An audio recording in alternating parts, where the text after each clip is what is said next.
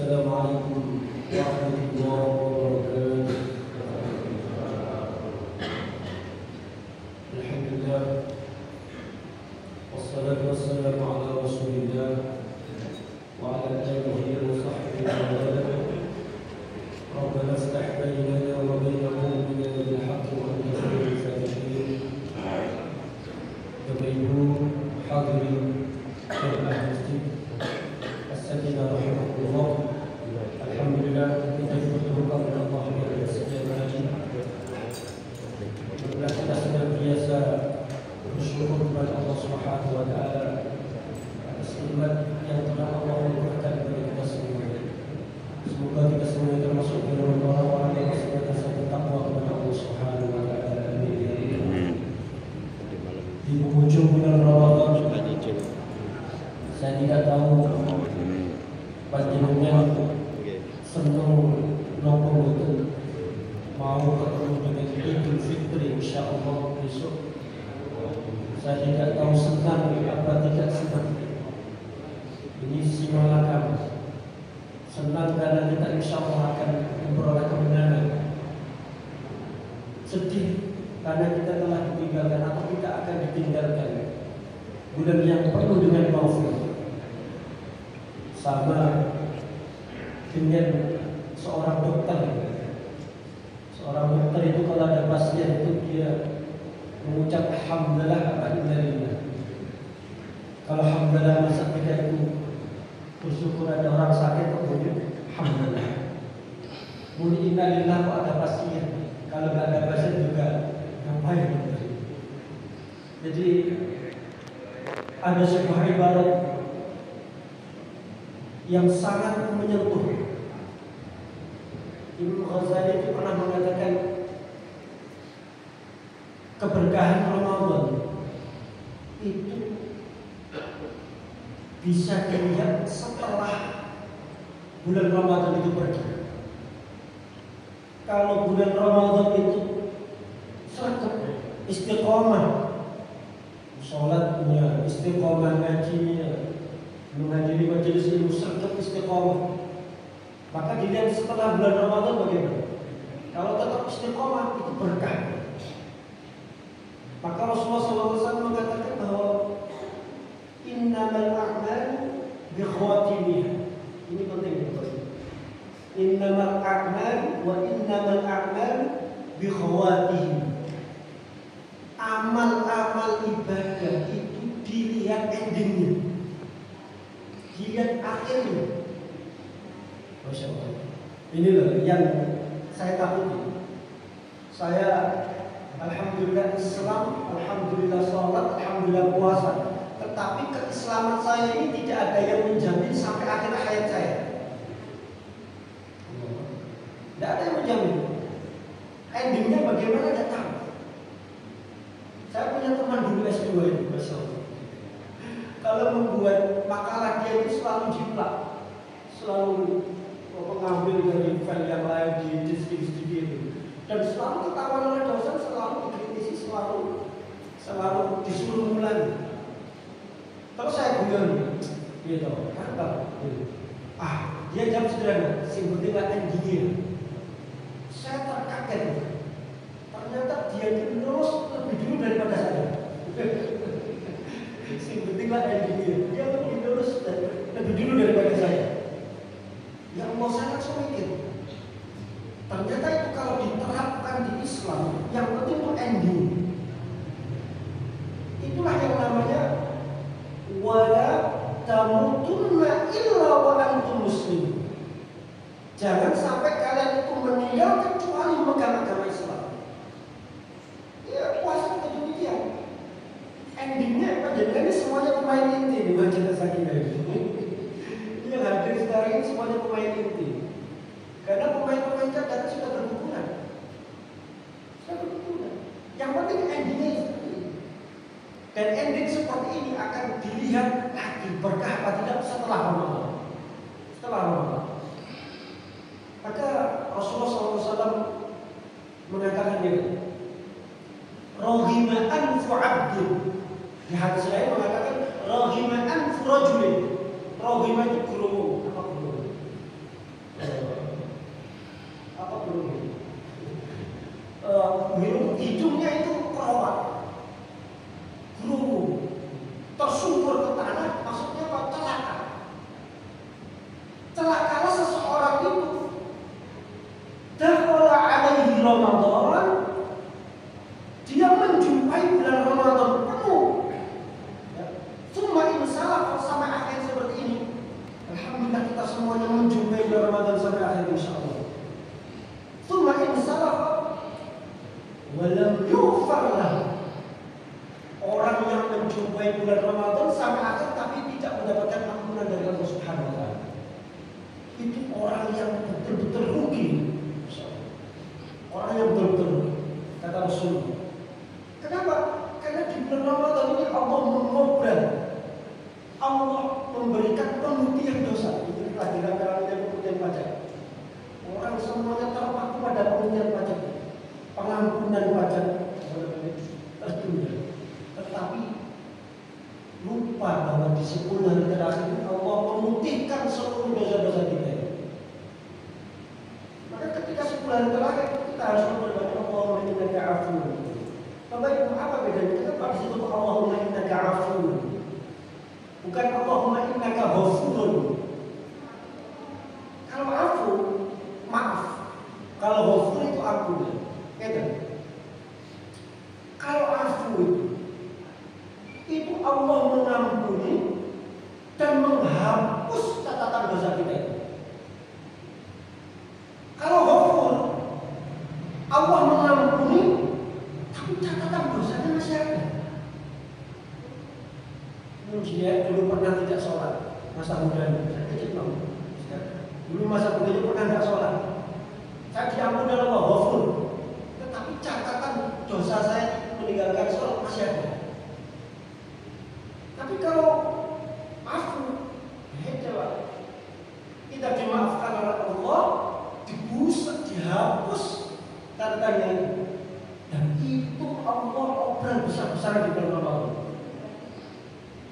Makanya rugi besar kata Rasulullah, orang yang menjumpai bulan Ramadan tidak mendapatkan ampunan dari Allah Subhanahu wa taala. Insyaallah kita semuanya diampuni dosa kita.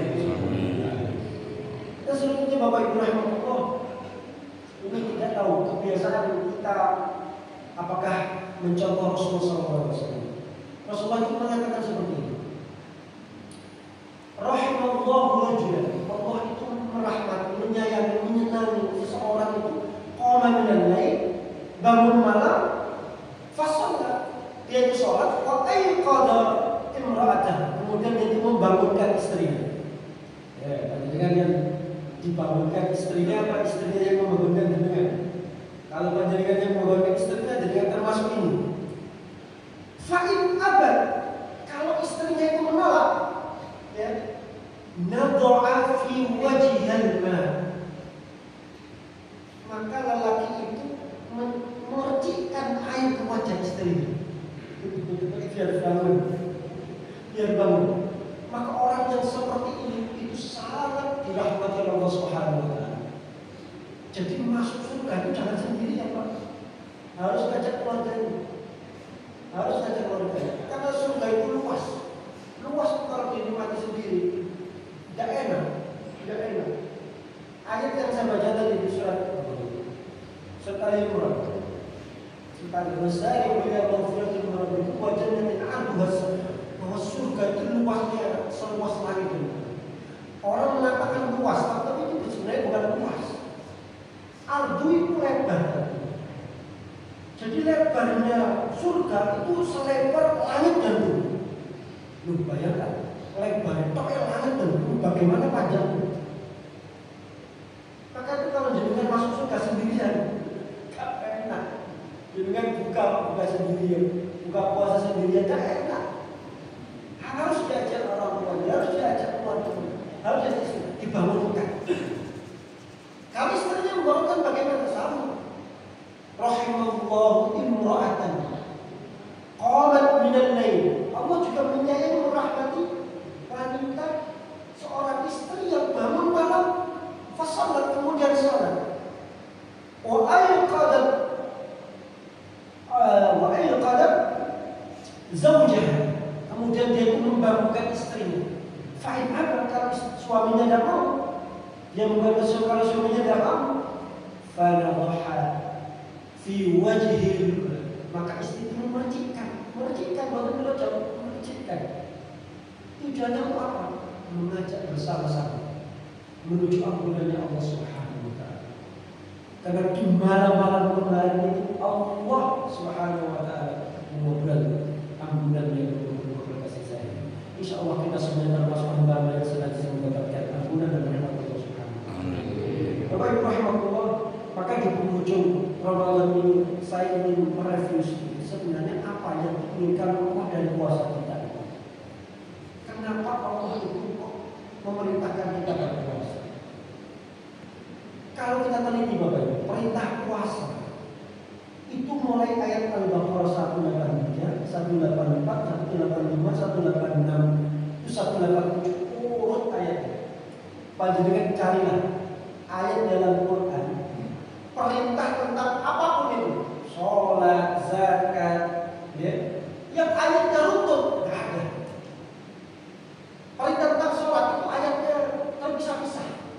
Di ayat ini, di surat ini terpisah-pisah. Zakat juga terpisah-pisah. Di ayat ini, di surat ini terpisah-pisah.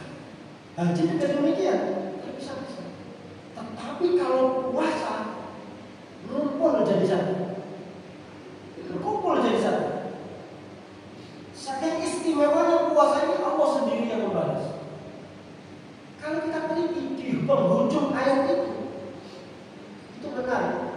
Satu, la'allakum tattaqun, la'allakum tashkurun, la'allahum yarshudun, la'allahum yattaqun. Yang pertama, Allah itu menginginkan kita menjadi pribadi yang bertakwa. Sebenarnya kita termasuk orang yang takwa. Sulit takwa. Takut istri tua. Istrinya sampai semua. Takwa itu ayat yang saya baca tadi termasuk juga bagian dari karakteristik orang-orang yang bertakwa. Ciri-ciri orang yang bertakwa. Masya Allah. Takwa itu baru beta. Takwa itu adalah bekal yang paling utama. Yang paling utama takwa. وَتَزَوَّدُوا فَإِنَّ خَيْرَ الزَّادِ التَّقْوَى وَاتَّقُونِ يَا أُولِي الْأَلْبَابِ. وَتَزَوَّدُوا dan berbekallah kalian. فَإِنَّ خَيْرَ الزَّادِ التَّقْوَى.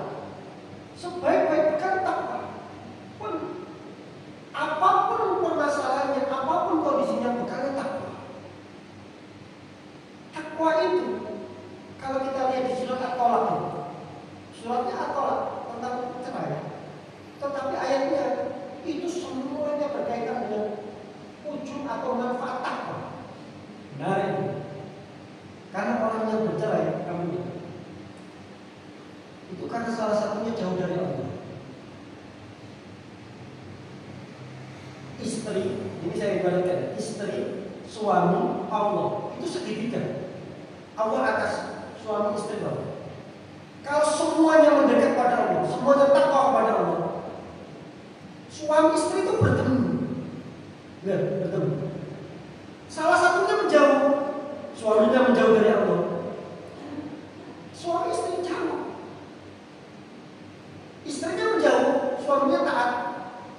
Jauh suami istri. Apalagi kalau dua-duanya menjauh. Dan semuanya ini ada gambarnya dalam Quran. Suami yang menjauh, siapa? Fir'aun. Fir'aun itu jauh dari Allah, istrinya itu taat pada Allah. Tidak bisa rukun, tidak bisa bahagia. Nabi Nuh taat kepada Allah, Nabi Nuh taat kepada Allah, istri beliau tidak taat kepada Allah. Tidak bisa bahagia, tidak bisa ketemu. Apalagi kalau Abu Lahab itu taat, bermaksud pada Allah, istrinya juga bermaksud pada Allah. Jauh dari Allah, tidak bisa bahagia. Surat Al-Tolak itu Pak, ujung-ujungnya itu semua hampir membicarakan, bukan semua, hampir mayoritas membicarakan tentang faedah takwa, manfaat takwa itu.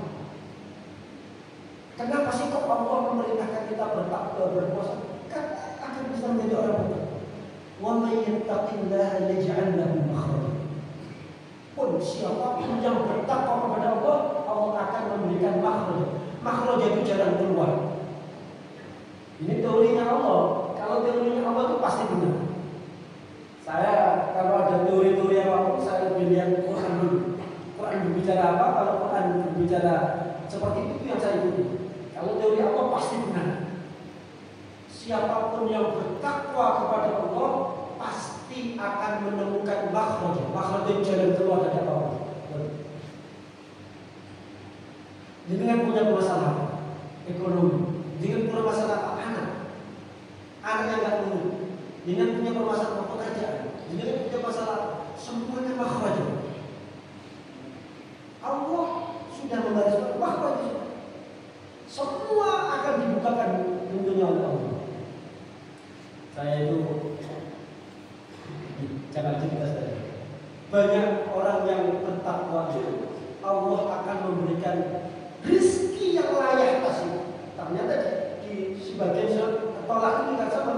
Wa may yarzuqhu min haitsu la yahtasib. Lanjutkan dari tadi. Wa yarzuqhu min haitsu la yahtasib. Dan Allah akan memberikan rezeki bagi orang tersebut min haitsu la yahtasib. Dari sisi yang layak kasih, tidak dikira-kira. Jadi rezeki itu berarti ada yang layak kasih, ada yang layak kasih. Ada yang bisa dikira-kira dan ada yang tidak bisa dikira-kira. Panjenengan itu misalnya jadi pegawai sebulan dapat sekian puluh juta misalnya, itu ya kasih bisa dikira-kira.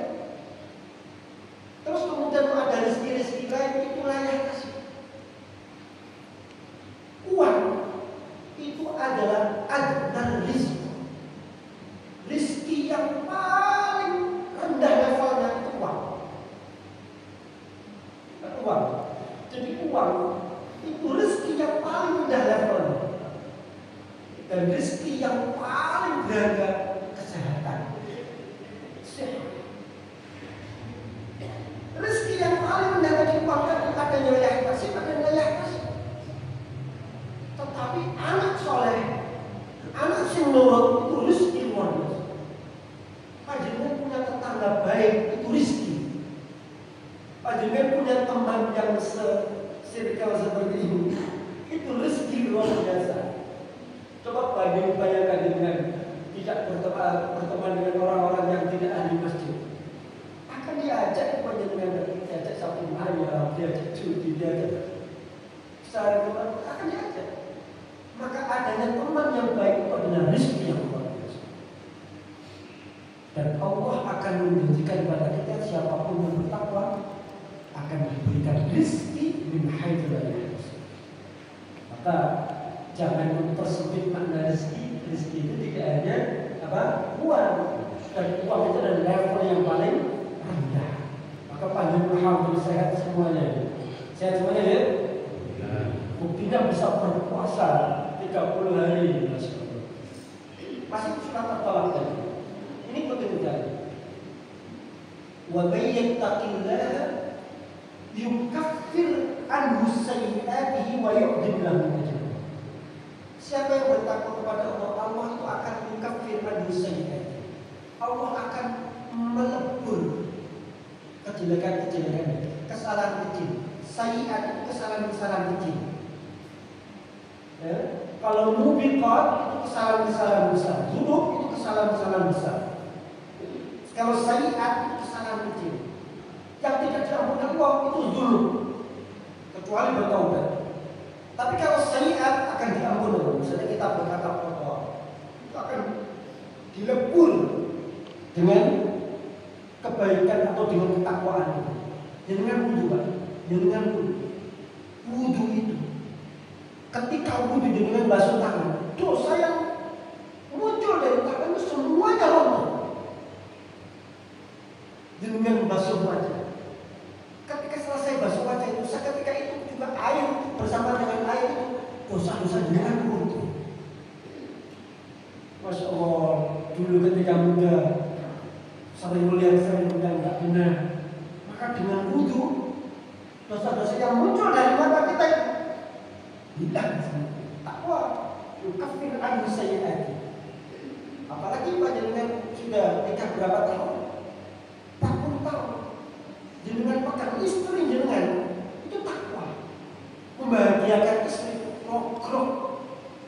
dosa-dosa krokodil jatuh semuanya itu dosa-dosanya. Itu luar biasa keberkahan dari menikah ini. Sama dengan bertakwa juga demikian. Allah akan meruntuhkan, akan menghapus kesalahan-kesalahan itu. Oh, kalau ada masa mudanya yang tak pernah sholat bagaimana? Biasanya ada juga masa muda yang tak pernah sholat, ketika pensiun sudah kembali ke masjid. Hijrah, kalau istilah sekarang hijrah. Kalau panjenengan ingat jumlah tidak sholatnya berapa kali, Qadha dibayar. Nanti sholat lagi. Misalnya subuh ya, usolli fardhu subhi, maka qadha. Saya nyawa itu ditulis. Saya nyawa berapa tulis? Berapa kali tulis? Itu hak kita kepada Allah. Allah mempunyai hak kita dan utang kita kepada Allah, maka kita harus membayar utang kita kepada Allah. Kalau tidak tahu jumlahnya bagaimana bisa? Sudah istighfar aja sih banyak, takwa aja sih banyak. Ya. Terus saya pernah ada orang meninggal di masa tuanya sakit pekun, bukan pekun, kadang ingat, kadang tidak. Terus kemudian lemah, tidak bisa sholat. Maka ketika dia itu sadar dia kewajiban sholat, tapi tidak pernah sholat. Maka ketika meninggal, saya hitungkan atau saya tanya keluarga, Punten, beliau tidak sholat sejak kapan? Oh, sejak tahun sekian. Setahun sekian. Terus oh, setahun sekian. Kalau sholatnya kadang saya tidak tahu. Tapi kalau puasanya saya tahu. Kalau tidak puasa sejak tahun sekian. Saya itu sekitar hampir 5 tahun. Yakin.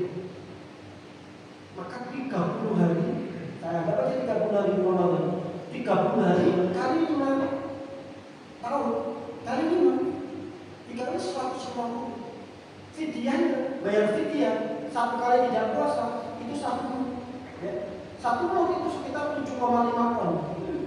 Saya kalikan 150 kali 7,5 ton, dibayarkan.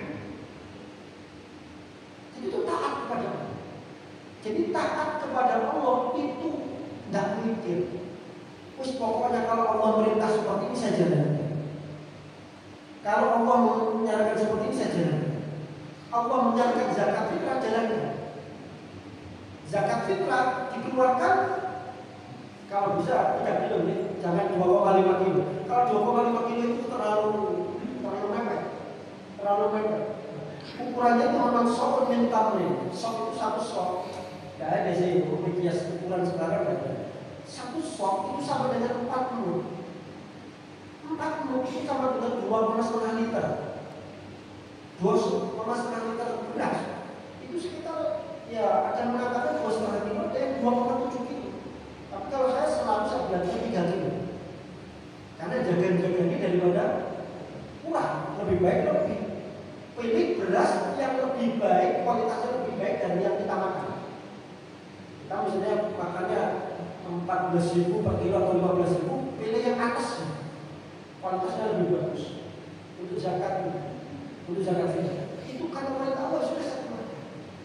Kalau zakat mal bagaimana? Nah, kalau zakat mal itu, kalau memang Ramadan itu sudah 1 haul, sudah memenuhi nisabnya, haulnya, maka keluarkan.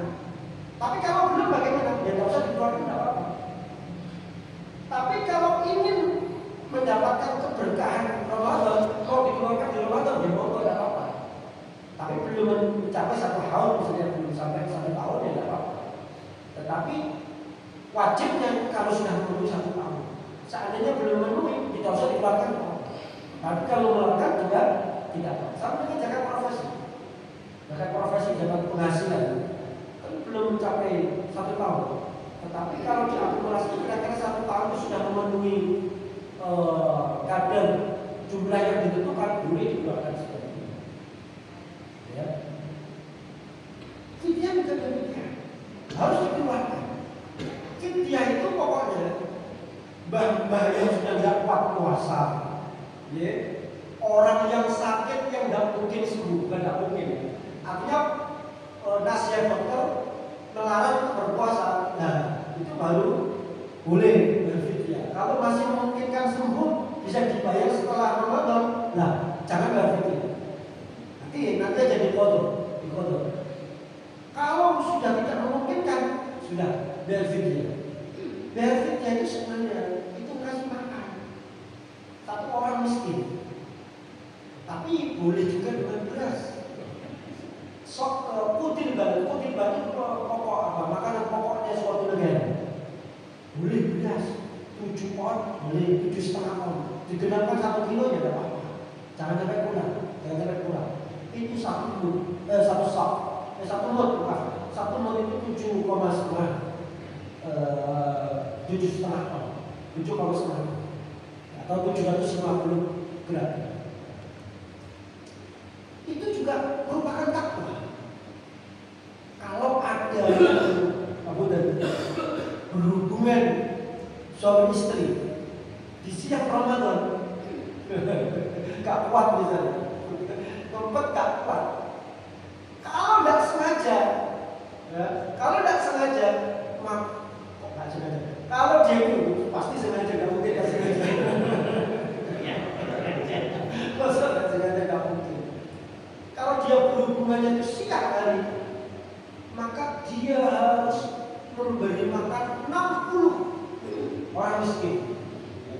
Ada seorang sahabat Nabi, sahabat ini wadul bagaimana? Ya Nabi, saya ini batal puasa. Loh, kenapa kok batal? Saya melakukan hubungan suami istri. Jadi sahabat ini polos. Oh kalau gitu kamu kasih makan 60 orang miskin. Ya Nabi, gimana saya memberi makan 60 orang miskin, membuat saya untuk makan sehari aja susah. Kalau gitu kamu puasa 2 bulan berturut-turut, puasa 1 hari aja saya tidak kuat. Istrinya ganti dulu. Puasa sehari aja tidak kuat, apalagi puasa 2 bulan berturut-turut. Ya Allah, Kanjeng Nabi itu memang sangat sayang kepada umatnya. Kanjeng Nabi tersenyum melihat keadaan umatnya yang ada seperti ini. Memberi makan 60 orang miskin. Kadang-kadang ada yang nakal ini, Pak. Ada yang nakal. Untuk menghindari memberi 60 orang miskin,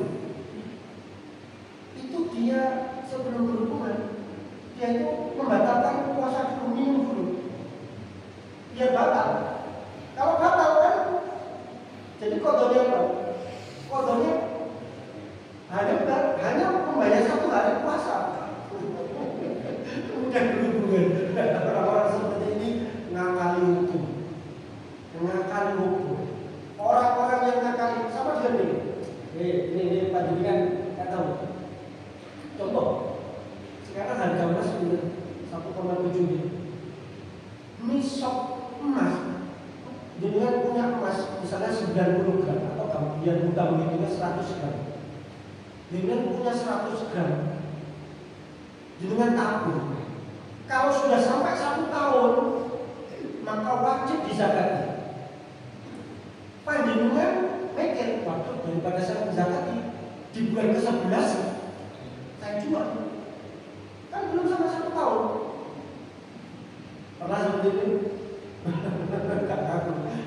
Orang seperti ini ngakali fikih. Jadi sah saja menurut fikih. Menurut fikih kan belum sampai 1 tahun, kalau belum sampai 1 tahun ya tidak semacam saja. Orang yang seperti ini ngakali fikih. Orang yang ngakali fikih nanti seperti ini Allah. Sudah, kamu akan saya masukkan ke drum. Drumnya saya akan masukkan ke neraka. Loh, mesti kok saya dimasukkan ke neraka? Kan saya tidak berbuat salah. Siapa yang memasukkan kamu neraka? Saya akan memasukkan drum. Saya tidak memasukkan kamu neraka. Saya akan masukkan drumnya. Repot. Sama dengan dulu ketika di pondok. Di pondok itu, kalau di pondok itu Pak, di sebentar. banyak yang orang tidak punya, fakir miskin mondok seperti itu. Ada 3 santri yang tidak pulang Idul Fitri seperti tidak pulang. Belum bayar zakat fitrah. Maka ketika orang ini punya ide, iya kita belum bayar zakat fitrah, punya apa? Tapi itu misalnya, kamu pinjam beras saja di toko sebelah itu jual beras itu 3 kilo. Yang pinjam satu santri pinjam 3 kilo. Bu, aku kerja hutang berasnya 3 kilo untuk bayar zakat fitrah. Oh iya, tak apa. Dia zakat fitrah, temannya B. Kan aku zakat fitrah apa? Aku kan dulu miskin. Saya zakat fitrah ke kamu. Oh iya, tak terima kamu. Terima kasih. Yang B ini zakat fitrah ke C. Kamu kan orang miskin. Kamu zakat fitrah ke kamu. Ini zakat fitrahku. Dari beras zakat fitrahnya dari A. Yang C di zakat fitrah kan ke A. Jadi kamu yang miskin tak zakat fitrah mas terima ya. Dari A dikembalikan ke toko. Oh, ini alhamdulillah boleh itu berasnya.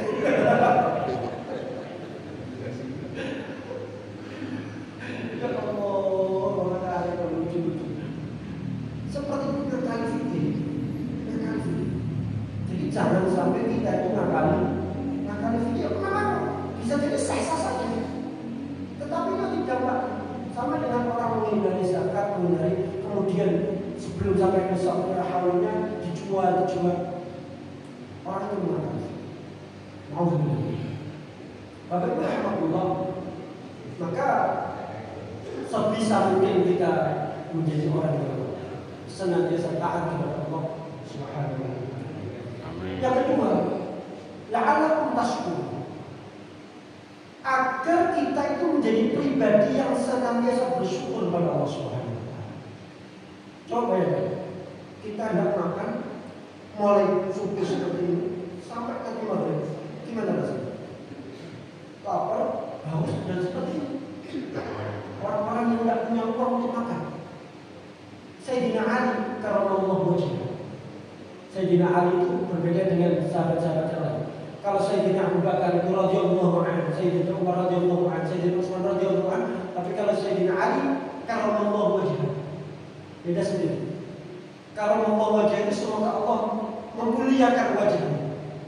Kenapa kok demikian? Ada pendapat yang mengatakan, Sayyidina Ali itu sahabat yang tidak pernah memandang al-fitan, meskipun sendiri, punyanya sendiri, itu tidak pernah.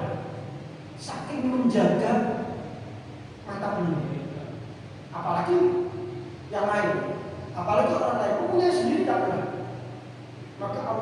Maka kita menyebutkan dengan karramallahu wajhahu, Allah memuliakan wajahnya, memuliakan wajahnya. Sayyidina Ali karramallahu wajhahu, menantu Rasulullah SAW, putra Sayyidina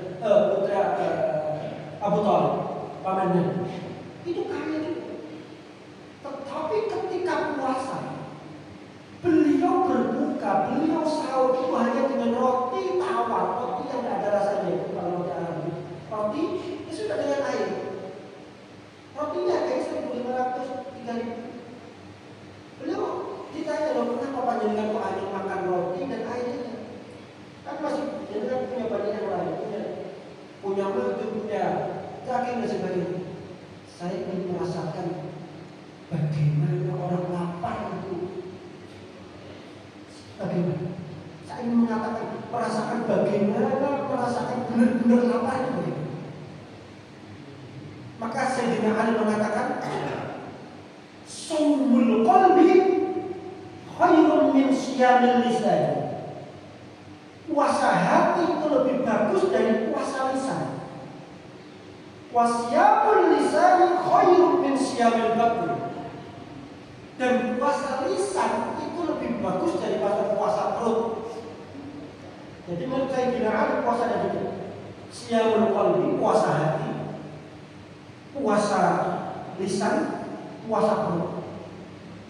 Puasa hati kan membebaskan diri dari rasa iri, dengki, hasad, rasa dan sebagainya. Ya Allah, penyakit kita Bapak Ibu, panjenengan atau jangan panjenengan, saya kalau ada imam yang nggak enak, tak rasanya imam yang kepenak, kenapa diperintah ini?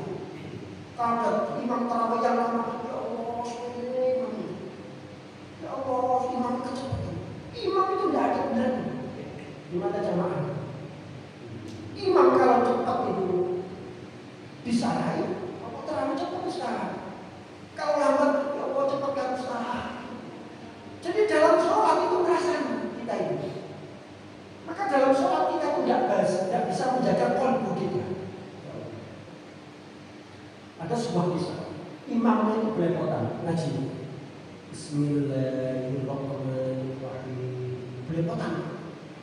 Salah satu jamaah itu ngerasain. Imamnya kok kakek seperti ini. Maka dia salah. Setelah salam, imamnya balik. Sholat ngomong. Sholat ngomong. Jadi tahu.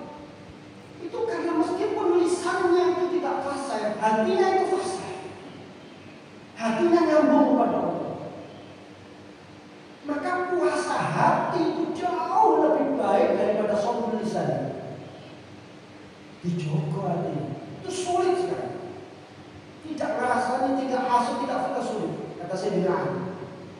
Dan berbicara menahan hati, menahan lisan itu lebih bagus daripada menahan perut. Maka Sayyidina Ali, Rasulullah ketika 10 hari terakhir beliau tidak banyak ucap, mengurangi berbicara, terutama berbicara yang tidak berguna, mengurangi, apa namanya, mengomentari status yang berbeda.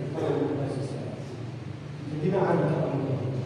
Oleh karena itu, marilah kita senantiasa menjadi orang-orang yang senantiasa bersyukur kepada Allah. Alhamdulillah. Ya Allah. Bersyukur itu Bapak. Itu sangat sulit. Sampai-sampai Allah itu menggunakan kosam itu sumpah. Demi. Sungguh. Kalau Allah sudah menggunakan kata demi, sudah menggunakan kata sungguh, berarti banyak yang tidak percaya, banyak yang tidak melakukan.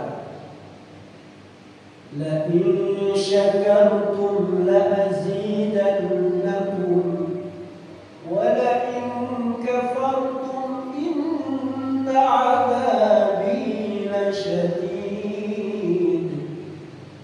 La in sungguh, kata Allah, sungguh jika kalian bersyukur, la sungguh lagi, dan sungguh benar-benar jika kami akan menambah, kata Allah, lazidannakum, sungguh kami benar-benar menambah.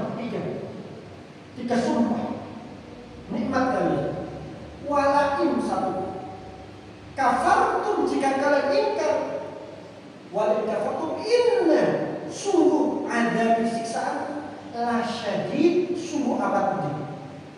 Dalam satu ayat ada 7 taukid, ada 7 sungguh, tidak ada kecuali tentang syukur.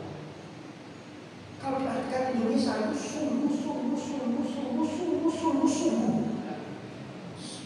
Agak efektif dalam bahasa Indonesia, tetapi di Arab ada. Itu menunjukkan bahwa sangat sedikit sekali orang yang bersyukur.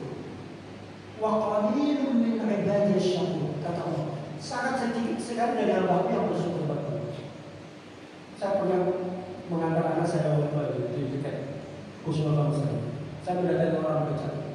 Saya ajak berbicara, saya tanya, "Pripun Pak, kasih kami bicara." "Malah Mas, orang mulai itu semuanya." Saya langsung bilang, 20.000 dapat apa? Tapi usaha mulai itu sudah cukup buat sama istri saya.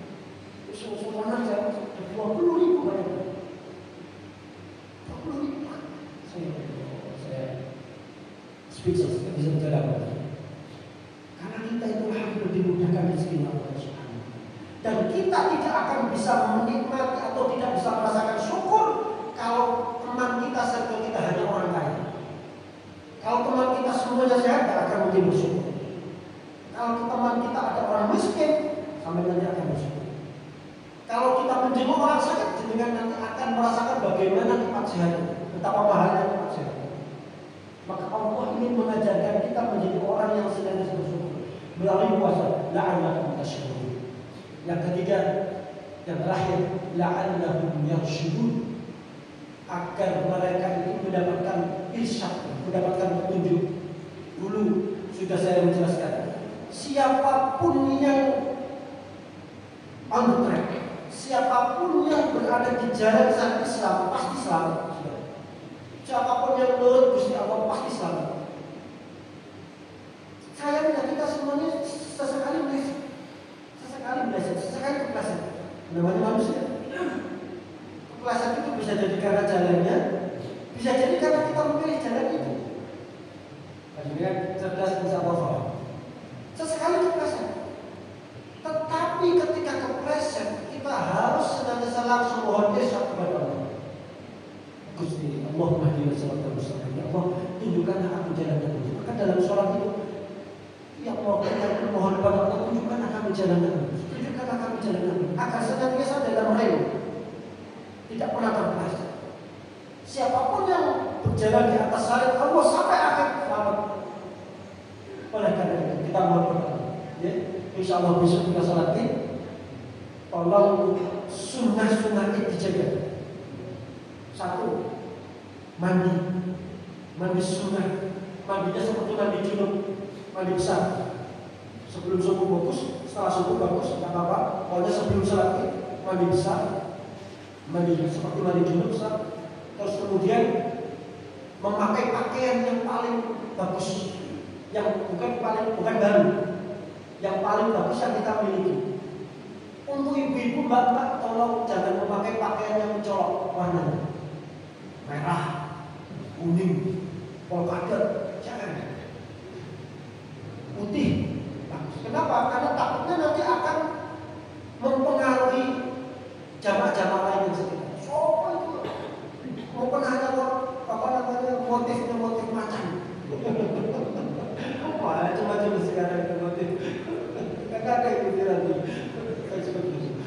Jangan, itu namanya intibahul intif. Jadi intibah, jadi mempengaruhi pandangan seseorang. Itu harus dihindari. Memakai wangi-wangian, sikat gigi atau siwak. Ini tidak ada yang memakai kohel itu celak. Kohel Rasulullah itu sudah celaka. Kita bicara sekali pakai celak. Padahal memakai celak itu sunnah. Bukan perempuan ya, laki-laki saja. Tidak hanya perempuan, laki-laki juga pakai celak. Sedikit aja. Itu sunnah Rasulullah. Tapi istilah dia boleh pas kita meninggal. Pakai celak itu sunnah Rasulullah. Kalau sholatnya di masjid, masuk masjid, sholat tahiyatul masjid. Kalau sholatnya di lapangan tidak ada sholat sunnah, tidak ada sholat sunnah. Karena sudah ada sholat tahiyatul lapangan berbeda. Itu ada juga yang di lapangan tapi sholat sunnah, tidak ada sholat apa sunnah, tidak ada. Kalau sholat mutlak bisa jadi, tapi kalau sholat tahiyatul masjid tidak ada. Kalau di masjid ada. Ada juga yang hanya ikut sholat, harus kita balik. Yang ikut sholat terus kemudian dia pulang. Ini tidak apa, tapi tidak sempurna, tidak sesuai dengan yang disampaikan Rasulullah, atau tidak sesuai dengan sunnah Rasulullah SAW. Maka ikuti sampai akhir, terus kemudian kalau bisa pulangnya di rute yang lain, ada di sunnah Rasulullah. Yang terakhir, Nabi Muhammad SAW, Imam Syafi'i radhiyallahu anhu itu mengatakan ada 5 malam yang mustajab berdoa. Malam nisfu Sya'ban, malam 1 Rajab, kemudian malam Jumat, malam Idul Fitri, malam Idul Adha. Maka nanti malam ya, itu malam Idul Fitri itu waktu yang paling mustajab untuk berdoa. Jangan sampai ketinggalan momen kita melewati malam itu hanya hidup saja. Kita gunakan untuk beribadah kepada Allah. Insya Allah kita sama menjadi bimbing pada Allah Subhanahu wa Ta'ala. Maka dengan satu mohon maaf apabila ada kesalahan. Ihdinas siratal mustaqim. Wassalamualaikum warahmatullahi wabarakatuh. Waalaikumsalam.